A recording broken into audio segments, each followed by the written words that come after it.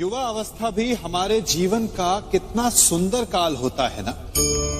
बाहु में बल, मन में कुछ बड़ा कर जाने की चाह, आंखों में भविष्य के सुंदर और कोमल सपने।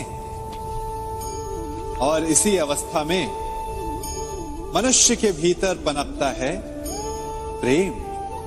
किसी को देखकर उस पर मन मोहित हो जाता है और फिर मनुष्य अपना सब कुछ उस पर न्यौछावर कर देना चाहता है। फिर प्रेम की परिणति होती है विवाह में। क्यों? सबको अपने खट्टे मीठे संस्मरण स्मरण हुआ है ना। परंतु यहीं से अधिकतर माता पिता और संतान के मध्य विचारों का विरोध प्रारंभ हो जाता है।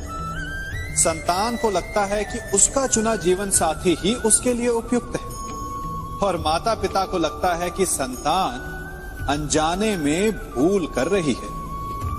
संतान का तर्क होता है कि उसे विवाह किससे करना है, ये उसका अधिकार है। और माता पिता का तर्क ये होता है कि अब भी जीवन साथी चुनने की समझ संतान में है ही नहीं। तो इस अवरोध को काटा कैसे जाए, उचित निर्णय कैसे लिया जाए?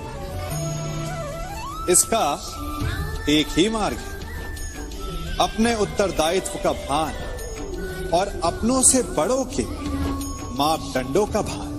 विवाह करने से पूर्व यह जान लेना आवश्यक है कि विवाह केवल अपने प्रेम को पाने का मार्ग नहीं है, अपितु विवाह से जीवन का एक नया द्वार भी खुलता है। और हर नए जीवन के साथ नए उत्तरदायित्व भी होते हैं। और यदि इन उत्तरदायित्वों को समझकर निर्णय लिया जाए तो विश्वास कीजिए, आपका दाम्पत्य जीवन आनंद से भरा रहेगा और आपको कभी यह पछतावा नहीं होगा कि आपने कोई अनुचित निर्णय लिया।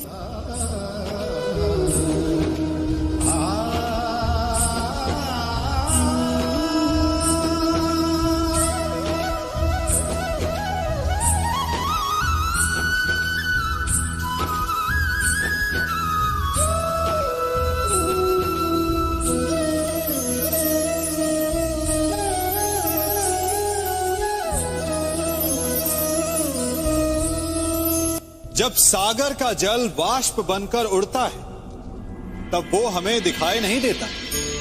मेघ उस जल को अपने भीतर छिपा लेते हैं, लंबी यात्रा करते हैं, प्रयास करते हैं कि वो जल सदा उनके भीतर छिपा रहे।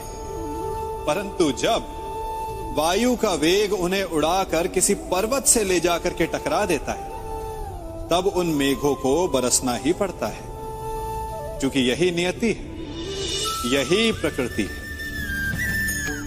क्योंकि जल को सागर में जाकर मिलना ही है। ठीक ऐसा ही हमारे साथ भी होता है।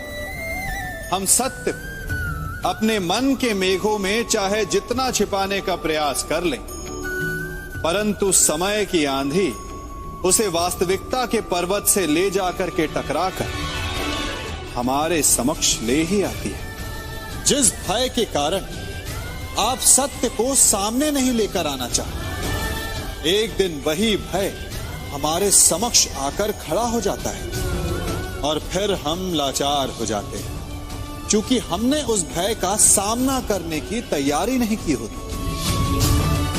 इसलिए सत्य से भागे नहीं, उसे छिपाए भी नहीं, उसे स्वीकार करें। भविष्य की बड़ी विपत्ति से बच जाएंगे।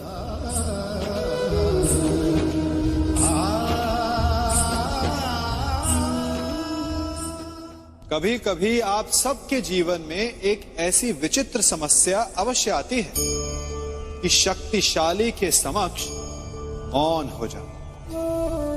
कि उस शक्तिशाली से विवाद करने से बचने के लिए आप मौन रह जाते। मानता हूं, ऐसा करने से आप एक विवाद से बच जाते, एक संघर्ष से बच जाते। परंतु ऐसा बचाव एक बड़े संघर्ष को जन्म दे देता है। कैसे? हमारा मौन रहना अनजाने में उसका समर्थन बन जाता है। और वो स्वयं को अधिक शक्तिशाली अनुभव करता है और यहां से हमारा दमन प्रारंभ हो जाता है। एक के बाद एक हम अन्याय में अनचाहे रूप से सम्मिलित होते चले जाते। तो इसका तोड़ क्या है? ये समझने के लिए ये जानना आवश्यक है कि ऐसी कौन सी बात है जो आपको विरोध करने से रोकती है। ये सामने वाले की शक्ति नहीं जो आपको रोकती है, ये आपके भीतर छिपा भय है जो आपको रोकता है। हां, कभी कभी भय आपकी सुरक्षा अवश्य कर सकता है, परंतु साथ साथ ये भी जानना आवश्यक है कि ये भय ही है जो आपको मौन भी रखता है। इसलिए अपने मन से भय को निकालिए और खुलकर अनीति का, अन्याय का विरोध कीजिए और फिर देखिएगा आपका मन कितना मुक्त, कितना हल्का अनुभव करेगा।